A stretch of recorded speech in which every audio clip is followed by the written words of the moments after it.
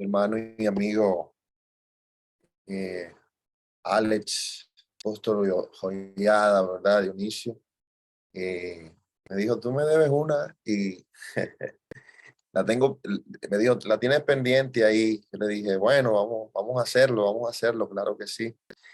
Entonces, bendigo en el nombre del Señor a esta comunidad tan hermosa, esta comunidad, ¿verdad? Que se reúne a pesar de, ¿verdad? Distancias y a pesar de estar en diferentes lugares del mundo, ¿verdad?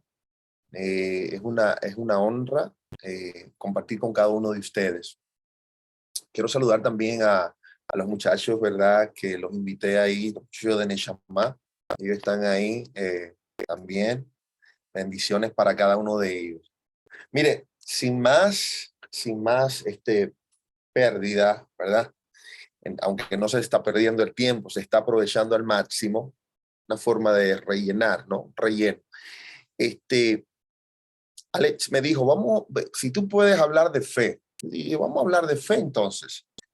Y yo quiero utilizar una porción bíblica que es icónica. Esta porción bíblica de Hebreos capítulo 11, versículo 1 al 3, usted la conoce y definitivamente es una porción bíblica, ¿verdad? Que ha quedado marcada de forma indeleble en nuestros corazones y que la hemos utilizado como un aspecto primordial dentro de lo que es nuestra profesión de fe, lo que es el capítulo 11 de Hebreos, una de las principales y significativas premisas teologales de las Escrituras es esta porción bíblica. El capítulo 11, versículo 1 al 3 de Hebreos. Yo voy a leerlo en el nombre de Jesús. Dice así: es pues la fe, la certeza de lo que se espera, la convicción de lo que no se ve. Porque por ella, dice las Escrituras, por ella alcanzaron buen testimonio los antiguos. Oiga bien, es decir, es interesante poder enfocar que lo que se testifica de los antiguos fue por medio de esta herramienta poderosa que es la fe. Así que por ella alcanzaron buen testimonio los antiguos. Por la fe entendemos haber sido constituido el universo, ¿ok? Por la fe entendemos haber sido constituido el universo. Por la palabra de Dios, de modo que lo que se ve fue hecho de lo que no se veía. Y yo quiero que usted, por favor, cierre sus ojos conmigo de gracias al Señor. Dígale, Señor, gracias por tu palabra. Pedimos la revelación de tu palabra a través de la sabiduría divina, que esa luz se encienda en nuestros corazones y comience a producir en cada uno de nosotros, ¿verdad? Esta llama ardiente que produzca en cada uno de nosotros este fervor, esta dedicación, esta entrega, esa confianza y esa pasión por los méritos y la santidad de nuestro Adón, nuestro Jesús de Nazaret. Su majestad, gracias. Hoy quiero hablar hasta dónde llega tu fe.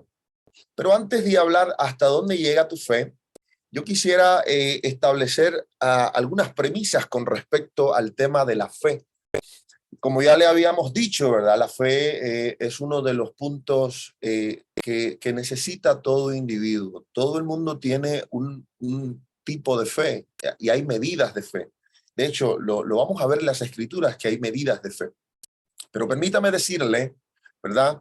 Que la Biblia, para hablar de fe, usa la palabra o el concepto hebraico emuná. Ya ustedes conocen esa palabra. Y esta palabra emuná se deriva de un verbo llamado amán, cuya raíz significa sostener. Es decir, que cada vez que yo le digo a un individuo, Dios te bendiga, yo utilizo la palabra fe como la idea de amán, utilizando la idea amén. Cuando digo amén, me sostengo bajo esa bendición o estoy abrazado, sostenido bajo esa, ¿verdad? Esa declaración profética que tú has desatado sobre mí. Cada vez que te digo Dios te bendiga, Dios te guarda, y digo amén, yo me abrazo a la palabra fe en el término, ¿verdad?, de sostener. Entonces, la palabra hebrea emuná tiene unas riquezas espirituales muy profundas porque a veces la utilizamos de forma incorrecta y es traducida, ¿verdad?, como fe, pero ella significa realmente lo que es fidelidad. Es decir, nosotros hemos visto la fe solamente desde la perspectiva de que, ok, yo creo. Es como frotar la lámpara y decir, y yo creo, y al creer yo voy a recibir esto. Y entonces aprendí por las escrituras que fe no es creer que, sino creer en. Repito, la fe no es creer que, sino creer en. Porque cuando yo digo que creo que, mañana yo puedo decir, yo mañana puedo tener una fe, creer al punto de recibir, quiero unos cuantos millones de dólares, bueno, que aparezca el banco, ¿verdad?, en mi cuenta rebosada de unas cuantas papel monedas, ¿verdad? Y de repente eso no es fe. Puedo decir, bueno, necesito una casa, necesito un carro, y todos, cada uno de nosotros hemos sostenido muchas de esas creencias de fe bajo lo que yo tengo como capricho, pero cuando yo voy al término hasta dónde llega mi fe, podríamos decir hasta dónde soy capaz yo de ser fiel al maestro. Y esto es interesante porque la palabra fe no simple y llanamente nos abraza la idea de que yo creo, sino que yo sostengo lo que creo. No simple y llanamente sostengo lo que creo, sino que tengo convicción de lo que creo. Y no simplemente esto, sino que aguardo una fidelidad. Yo aguardo una lealtad a eso que yo creo, pero que yo no estoy creyendo en mis caprichos. Yo no estoy creyendo en mis deseos, en mis propias decisiones. Estoy creyendo a una realidad que trasciende mi propia realidad. Por lo tanto, la idea de fidelidad y de lealtad me lleva a entender que yo no me puedo alejar aunque me haya ido. Yo no me puedo salir de él aunque intente hacerlo. Yo no sé si alguien me está entendiendo porque muchas veces hemos intentado vivir sin Dios, pero no podemos porque esa fe me convenció, me trabajó dentro y entonces como yo no me puedo desapegar, no me puedo desligar de esa fe, ella me abraza de tal manera, por eso es que la fe proviene de Dios, porque ella me permite a mí creer y sostener lo que Él ha dicho. Entonces, aquí tenemos una idea que va totalmente muy diferente a lo que hemos creído de la fe. Entonces, la palabra del Señor dicen en segunda de Corintios, capítulo 4, versículo 7, pero tenemos este tesoro en vasos de barro para que la excelencia del poder sea de Dios y no de nosotros. Y dice el versículo 8, dice, porque estamos atribulados en todo, pero no angustiados, en apuro, pero no desesperados, perseguidos, pero no desamparados, derribados, pero no destruidos. Entonces aquí donde entra la palabra emuná, porque la palabra emuná me lleva a entender que en medio del proceso, a pesar de que Dios es fiel, Él me enseña a ser fiel. A pesar de que Dios es leal, Él me enseña a ser leal a lo que Él ha dicho. Por eso la palabra fe es emuná, que comparte la misma raíz con la palabra certeza, comparte la misma raíz con la palabra entrenamiento. Cada vez que yo esbozo fe, yo estoy teniendo certeza de que lo que Él ha dicho, Él lo va a cumplir. Cuando yo tengo fe, yo me estoy entrenando, y la palabra fe también me lleva a la idea de arte. Es decir, que cuando yo tengo fe, yo tengo certeza, yo me entreno para yo poder pelear grandes batallas, porque muchas veces no se va a cumplir lo que yo tengo como capricho, sino que tendré que trillar los montes, los collados, los momentos angustiosos para yo mostrar que mi fe es sostenible y que yo tengo fidelidad a lo que Él ha dicho, a pesar de que tengo que pasar un proceso. Por eso la fe me lleva a entender lo que es la palabra arte, que a pesar de que yo estoy en un proceso, esta fe trae la delicadeza de yo poder expresar una alabanza, de yo poder expresar un himno, un cántico nuevo. Y curiosamente también la palabra fe comparte la misma raíz de la palabra nodriza. Y la nodriza es la que amamanta. No sé si usted sabía eso. La nodriza es la que tiene la capacidad de, cuando la madre no puede dar la leche, la nodriza entonces amamanta. Es decir, que es más fuerte el deseo de Dios de amamantarnos.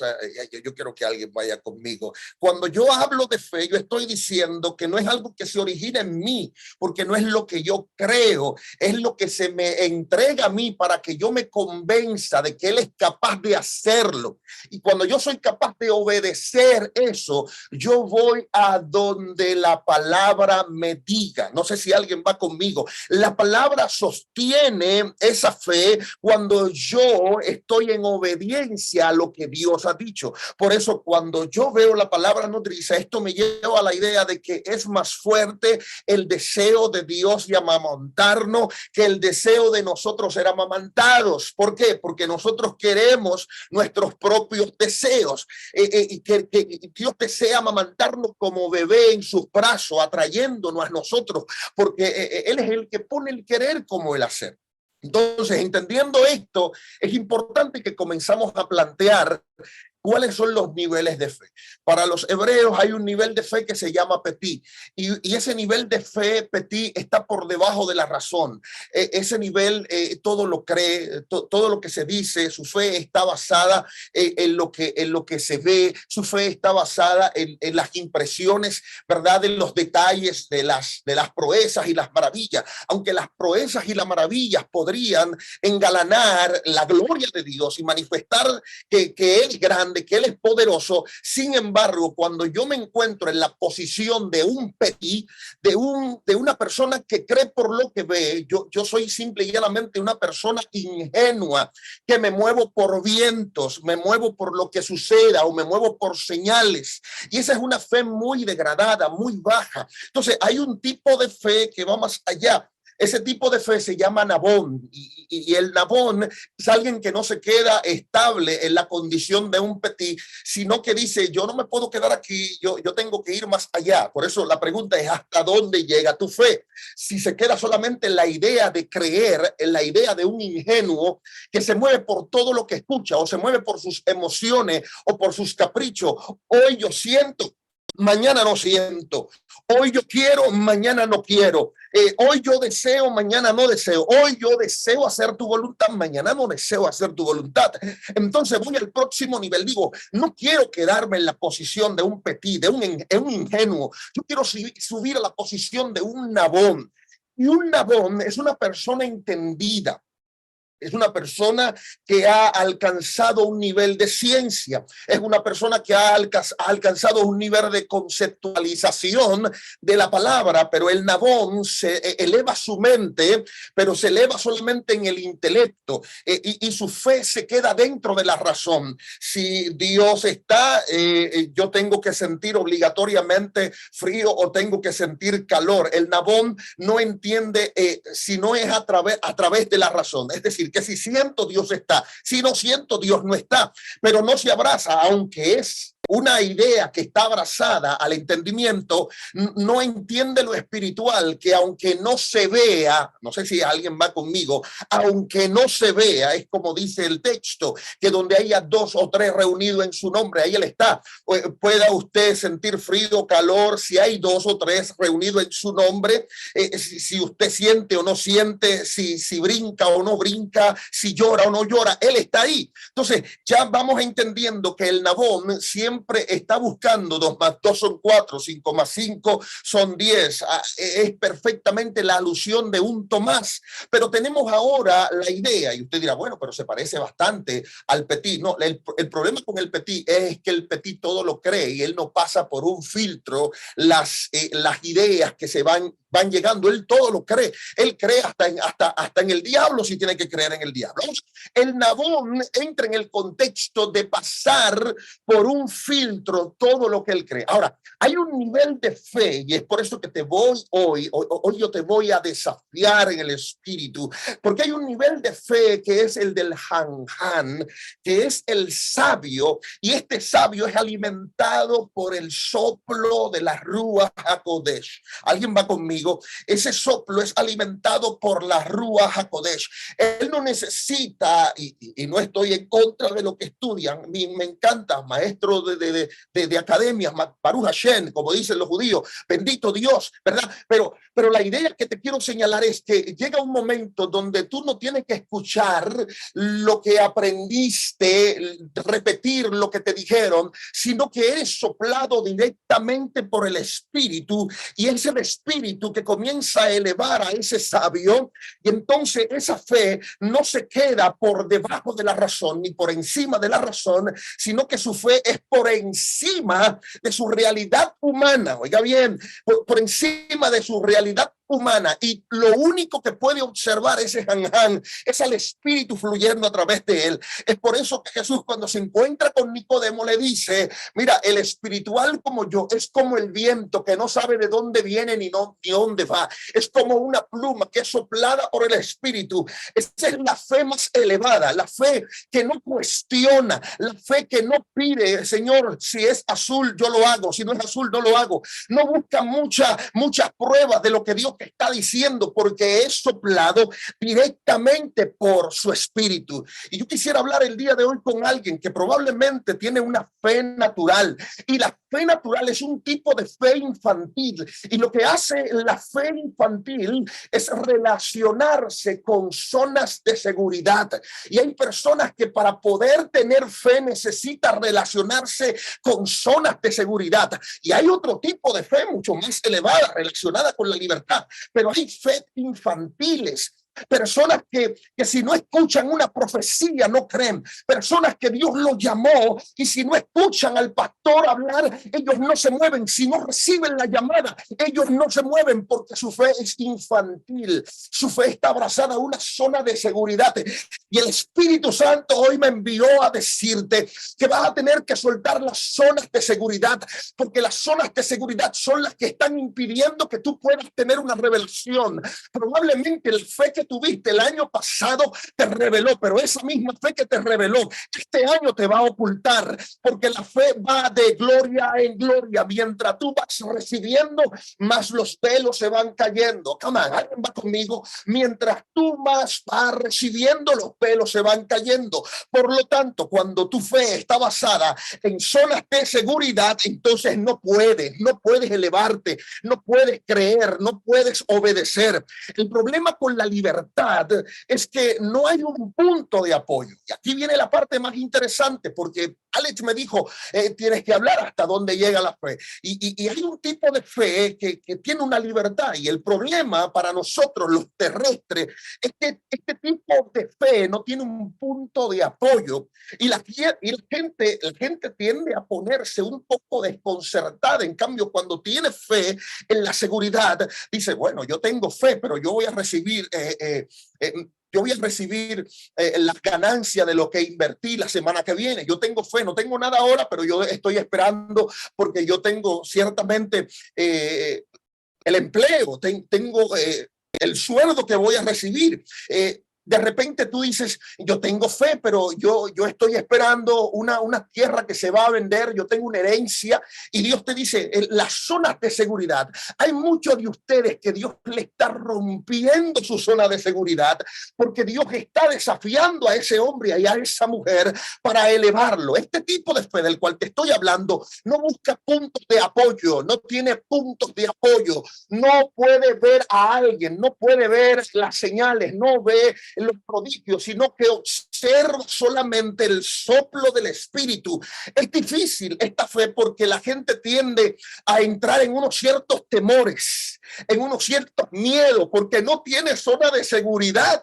En cambio, cuando tú tienes zona de seguridad, tiende a caminar, porque yo sé que van a orar por mí, yo sé que tengo al líder de jóvenes, yo sé que tengo al líder al lado mío, yo creo. Pero cuando Dios te lleva a tierra de nadie, donde Dios te lleva, donde no hay nada en la que te pueda sostener, entonces Dios dice: te traigo al desierto para que aprendas a vivir en la abundancia a pesar de la escasez. fluidez. Es ahí donde el aliento de Dios va a comenzar a fluir, y es por eso que vamos a ver que siempre que Dios va a comenzar una historia nueva, siempre lo comienza a partir de una mujer que estuvo estéril o una mujer que no pudo dar a luz. Siempre los hombres que trastornaron la historia y fueron hombres grandes de fe partieron de una realidad que era escasa, y es por eso que vamos a ver a Abraham, que tiene unos 90 y pico de años, y él no fue a Google cuando Dios le dijo, mira, a esta edad tú vas a tener un hijo. Él no fue a buscar a ver cuántos doctores habían hecho el prodigio o el milagro de presentar una medicina para ese anciano. No.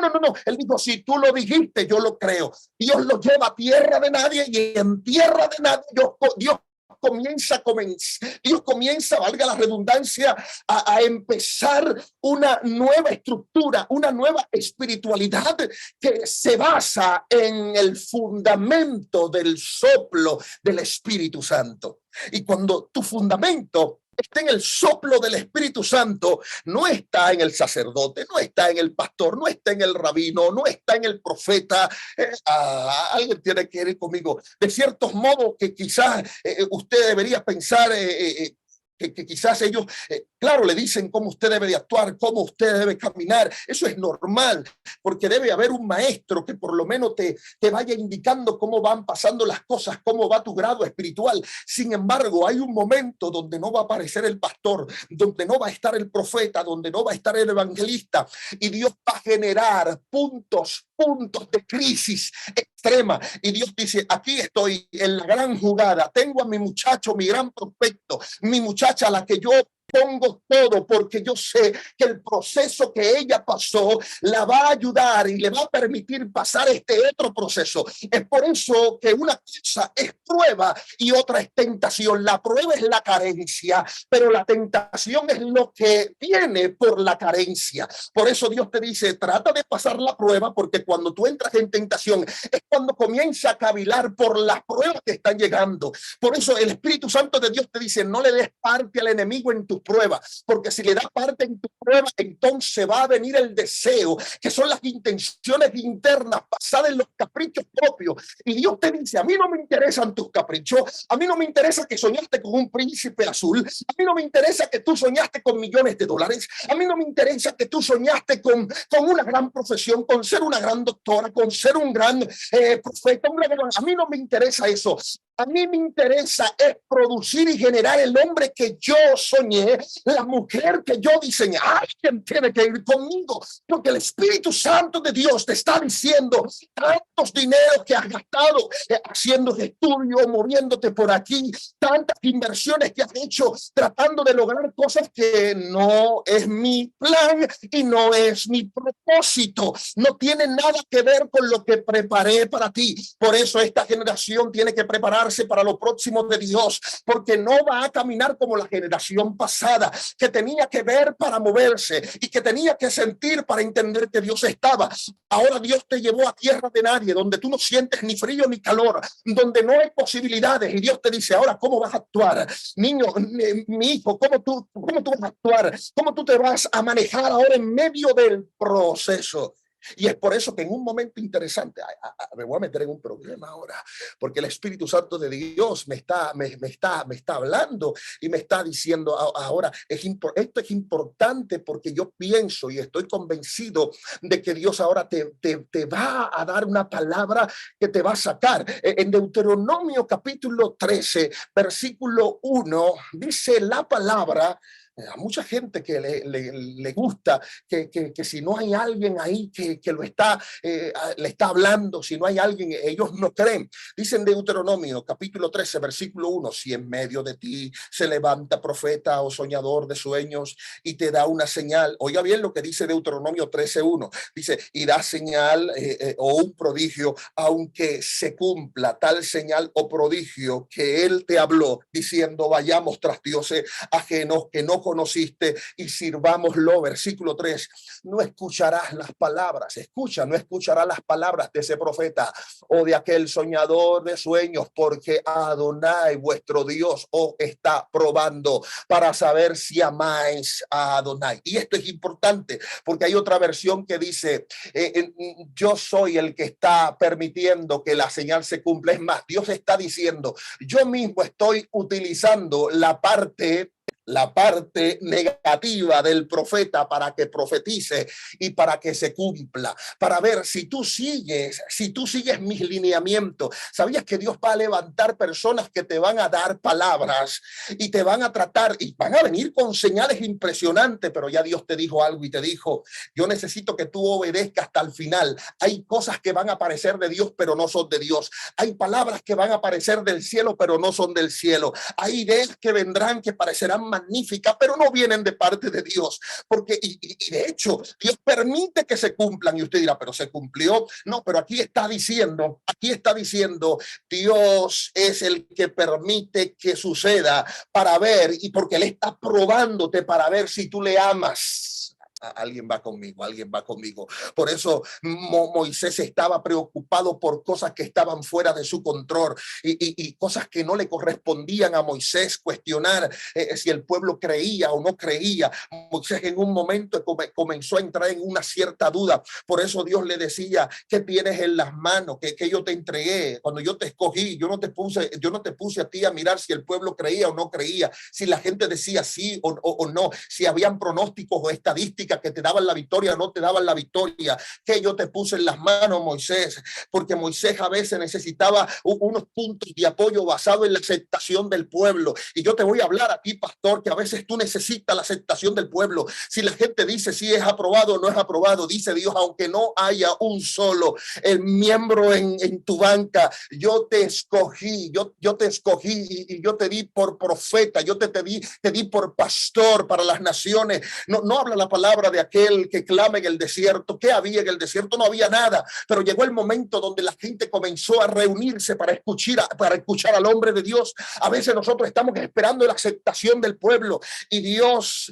te está dejando saber, haz tú lo que tienes que hacer y dame a mí hacer mi trabajo. Yo quiero ser Dios en tu casa, yo quiero ser Dios en tu familia. Hay gente que no le está permitiendo a Dios ser Dios, y estoy hablando con alguien que está peleando con Dios y le está diciendo, Señor, pero tú me dijiste esto, tú me dijiste aquello. Dios te dice, déjame ser Dios, déjame ser tu Dios, déjame ser el que te guía. Por eso la fe y la obediencia están muy alineadas. Habacuc en el capítulo 2, versículo 1, Dios le dice, mira, yo quiero hacer cosas grandes contigo, y Habacuc sube muy alto y en el versículo 1 dice, sobre mi atalaya me pondré, me plantaré en mi muro y estaré oteando, es decir, registraré desde arriba y buscaré. Hay muchos de ustedes que Dios le permite elevarse y Dios quiere que disfruten la elevación que tienen y el nivel de gloria que tienen, y muchos de ustedes no se conforman con recibir y estar allá arriba y no descienden abajo para causar estrago y manifestar a Dios, sino que descienden abajo para ver cómo están las cosas, si están bien o están mal. Alguien no está aquí todavía. Hay muchos de ustedes que están descendiendo para ver si las cosas van bien o van mal. Oh my God, my God, my God, my God. Hay gente que está, óyame bien, Habacuc está arriba en el atalaya, él está oteando, él está mirando, y entonces él desciende hacia abajo y él dice, déjame ver si las cosas están bien o están mal, para ver lo que él me dice de lo que está pasando abajo y qué me responde sobre la querella que yo le voy a dar de lo que está pasando allá abajo. Y Dios le dice, mira, te voy a decir algo porque parece que tú no me acabas de entender. Ya yo no voy a hablar más de forma audible contigo. Y le dice en el versículo 2, y dice la palabra, y me respondió Adonai y me dijo, escribe la visión para que cualquiera que pueda leer corra con rapidez. porque probablemente estoy hablando con la persona menos indicada. Tú eres el profeta, pero todavía tú estás registrando el comportamiento de abajo, y a mí me interesa que tú pongas atención en lo que está pasando arriba. A alguien va conmigo, tú pongas atención a lo que está pasando arriba, porque lo que está pasando arriba es lo que va a traer un efecto. Y yo necesito un medio, yo necesito un canal, yo necesito una puerta por donde yo voy a manifestar lo próximo, pero tú estás muy enfocado. Mientras yo te estoy hablando, bajando al lugar más degradado para ver si la gente acepta o no acepta. No, yo te voy a poner, escribe la visión para que corra el que lea. Ahí dice el versículo 3, porque es aún visión para el tiempo señalado, y ella hablará al fin y no será frustrada, aunque tarde. Oiga bien, aunque tarde, guárdala, porque sin duda vendrá, no se retrasará. ¿Cómo es eso? Estamos leyendo el versículo 3. Cuando usted tenga tiempo, usted siéntese a leer Habacuc capítulo 2, versículo 3. ¿Cómo es eso? Que Dios le está diciendo, mira, aunque tarde, guárdala, porque sin duda vendrá. Aunque tarde, guárdala, porque sin duda. Y luego Dios le dice, pero no se retrasará. ¿Cómo es eso? Será un dilema. Dios está diciendo, aunque tarde, y luego dice, no se va a retrasar. Pero cuando algo tarda, se retrasa. No, alguien no está aquí todavía conmigo. Alguien no está aquí conmigo todavía. ¿Cómo es eso? ¿Cómo es eso? Que Dios le está diciendo, guarda la visión. Dice, Dios, yo voy a escribir, pero esa visión, esa palabra no será frustrada. Dios está diciendo, no va a ser frustrada, pero Dios dice, pero aunque tarde, guárdala, porque sin duda vendrá y no se retrasará. Dios está compitiendo con él mismo, diciendo se va a retrasar y no se va a retrasar. Pero ¿por qué Dios está diciendo? Porque él sabe que todavía está hablando con un tipo sentimentalista, humano, que aunque es el profeta, todavía no crees lo que Dios ha dicho. Y como no cree lo que Dios ha dicho, Dios dice, yo sé que estoy hablando con un buen humano, pues como estoy hablando con un buen humano, se va a tardar, pero como yo estoy hablando desde la perspectiva de Dios, no se retrasará. Es decir, que la palabra siempre ha estado ahí. El problema no es la palabra, el problema no es la fe se te dio. Ahora, tú no has madurado en fe para ver el milagro ahora. Alguien no va conmigo todavía. Y como tú no has madurado en tu fe para ver el milagro ahora, tú andas cavilando como un petí, andas cavilando como un Nabón, cuando Dios quiere que te eleves a Hanán, te eleves a un sabio que se mueve por el movimiento de la Ruach HaKodesh. Porque el espiritual es como el viento. Un espiritual es alguien que maneja un nivel de fe madura que no está sostenible, no es sostenible sobre ninguna estructura. No está esperando una zona de seguridad, sino que está creyendo. ¿Hasta dónde llega tu fe? Por eso dice el Eterno hablando a Habacuc, le dice, mira, he aquí que aquel cuya alma no es recta está envanecido. Porque el que no es recto, el que no es justo, siempre está mirando su ego, su condición humana. Y el ego no es más que el espíritu que se constituye o se configura a partir de las culturas, el movimiento, la gente, la costumbre, lo que tú aprendiste. Se crea ese espíritu, se crea ese ego a partir de las enseñanzas que tú recibiste en la universidad, las enseñanzas de vida que tú recibiste en tu vida. Y tú creas y se va creando esa estructura de ese individuo, se va creando esa estructura de ese humano. Y ese es el ego, tus logros, lo que tú lograste. Yo soy de la familia tal, yo soy hijo de pastor, yo soy profeta tal, y Dios dice, ya no me interesan tus logros, tu ego quiero destruirlo, porque aquel cuya alma no es recta se va a envanecer, pero el justo, el que decide abandonar sus zonas de seguridad, sus logros, yo no estoy diciendo que no seas profesional, te estoy diciendo lo que tú utilizas para sentirte seguro, cuando tu seguridad debería ser el cielo. Entonces, lo que Dios te está diciendo, lo que Dios te está hablando ahorita, te está diciendo es que es necesario que tú abandones las zonas de seguridad para que tú puedas entonces poder vivir por la fe, porque la fe es un estilo de vida, pero no en la tierra, con tu mente en el cielo. Por eso muchos de ustedes hablaron de fe, pero no entendieron que para hablar de fe había que estar sentado en lugares celestiales. Para hablar de fe no se puede estar sentado comiendo arroz y habichuelas. No se puede estar sentado comiendo baleada y pupusa. No se puede estar sentado comiendo tacos. No, no. Para hablar de fe, tú tienes que estar sentado en lugares celestiales. Alguien no va conmigo todavía, porque aquel cuya alma no es recta se va envaneciendo porque abraza la idea de la altura de la tierra, que son los logros que tú has obtenido aquí en la tierra. Pero cuando tú eres justo, tú eres el hombre que acepta el yugo de arriba y destruye y derriba el yugo que se ha creado por causa de tu ego. No sé si alguien va conmigo. Ya con esto cierro. Yo siento que Dios le está hablando a alguien el día de hoy.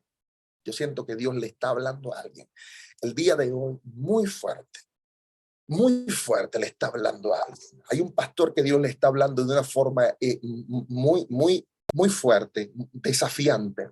Hay un pastor que Dios le está hablando de una forma desafiante el día de hoy. Porque, mire, en Job capítulo 40, versículo 1 al 14, Dios le dice a Job, mira, ya tú y yo, porque la gente cree que fue el diablo que se levantó a Job. Y usted dirá, bueno, sí, fue el diablo, claro, pero fue el mismo Dios que le dio la primera parte al diablo para que lo hiciera. Dice el que vino detrás para dar la noticia, dice, ahora mismo vino un fuego del cielo de parte de Elohim y destruyó todo. ¿O fue el diablo? Dios le dijo, sí, yo quiero que tú trabajes también, pero Dios mismo fue el que le puso la cereza al pastel. Le dijo, yo voy a mandar este fuego, y comenzó el fuego. Vino un fuego de Elohim, vino un fuego de Dios. No fue que Dios, es que Dios también trabajó ahí, porque Dios mandó el fuego. Y entonces, ¿por qué? Porque Dios tuvo que hacer esto, porque Dios quería elevar una parte de Job que él no podía percibir. Él podía escuchar, pero no podía ver. Los procesos, parecería que esto era malo, no, era bueno, porque los procesos es la forma de Dios para Dios probar tu fidelidad en la fe. Repito, el proceso es la forma de Dios para probar tu fidelidad en fe. Si eres capaz de sostener. Por eso te di unos conceptos interesantes donde hablamos de emuná, que es la palabra lealtad, fidelidad, donde yo soy capaz de dar la vida por lo que él está diciendo, no por lo que yo quiero. No por lo que yo deseo. Por eso Job en el capítulo 40, versículo 1, comienza Dios diciéndole, mira, es sabiduría contender contra el omnipotente. Dios le pregunta, mira, ¿es sabiduría contender contra el omnipotente? Y entonces Job dice, no, mira, yo soy débil. ¿Qué te responderé? Le dice Job. Y Dios le dice, espérate, porque tú y yo vamos a hablar. Mi mano yo pongo sobre mi boca, dice Job, mi mano yo pongo sobre mi boca. Y entonces dice, una vez hablé, mas no responderé. Aún dos veces, mas no volveré a hablar. Respondió Adonai a Job desde un torbellino. ¿Por qué Dios responde desde un torbellino? Porque Dios tiene muchas formas de manifestarse. Dios se fue a la troposfera y dijo, ¿cuál de ustedes va a venir conmigo? Torbellino, tormenta, ciclón, ven, ¿quién viene conmigo? Porque yo quiero visitar a este tipo y arrastrarlo, porque yo necesito elevar su nivel de fe. Por eso es que Job no escuchaba muy bien, pero no veía, no tenía visión. Y Dios tuvo que afectar realidades para que él comenzara a ver lo que escuchaba. ¿Alguien no está aquí? Como él escuchaba, Dios le dice, ahora vas a ver lo que escuchas. Necesito que tú te eleves en un nivel mucho más. Entonces Dios le responde desde un torbellino y le dice, mira, cíñete ahora como un varón, cíñete como un hombre. Yo te preguntaré y tú me responderás. Y entonces Dios le dice, mira, estamos en el juicio, vamos al juicio, vamos al juicio. Invalidarás tú también mi juicio, me condenarás a mí para justificarte tú. Alguien no me está entendiendo todavía. La gente está diciendo, ¿qué es lo que está hablando él? Dios le está diciendo a Job en el juicio, invalidarás tú mi juicio, me condenarás a mí para justificarte tú. Pues mira, te voy a hacer unas cuantas preguntas. ¿Tienes tú un brazo como el de Dios? Alguien no está aquí todavía. Si tú tienes un brazo como el de Dios, yo te pregunto, ¿tú puedes tener una boca como la mía? Si tú tienes una boca como la mía, truena con voz como la mía. Si tú puedes, porque yo lo hago desde un trueno, del trueno de tu tierra, yo lo hago a través de ahí. Yo me manifiesto. Uno de esos truenos que tú no aguantas. Sí, Dios le dice, adórnate ahora de majestad y de alteza como yo lo hago. Vístete de honra y de hermosura como yo lo hago. Porque ese Jo es el tipo de persona corporativa que está ahí, que le dice a Dios, tú me trajiste hasta aquí, yo no sé por qué tú todavía no has hecho el milagro. Y Dios te está diciendo, entonces tú me llevas a juicio a mí, me condenarás a mí para justificarte tú. Yo no fui que tomó la decisión de ir por el camino que tú estás yendo. Yo decidí llevarte, traerte, porque yo tengo un plan y un propósito, tengo un diseño, tengo una idea contigo que tú no has decidido escuchar y tú no quieres aceptar mi yugo. Tú no quieres aceptar mi yugo. Por lo tanto, el problema no soy yo, el problema es que yo soy tu dueño y lo que es propiedad, que eres tú, no quiere hacer lo que dice el dueño. Y es por eso que el día de hoy Dios te está diciendo, necesito que despiertes el corazón de una persona que se sostiene por la fe. La fe no es mañana, la fe es ahora. La fe no es para el año que viene, la fe es ahora. Todo el que tiene fe, la gente agarra el que tiene fe como un granito de mostaza. Quiere decir que hay gente que todavía no es capaz de dar la vida por lo que cree. La palabra dice, hablando en Hebreos, y vuelvo y cito la palabra de Hebreos, Hebreos capítulo 11, versículo 39, y con esto cierro. Dice, y todo esto, aunque alcanzaron buen testimonio mediante la fe,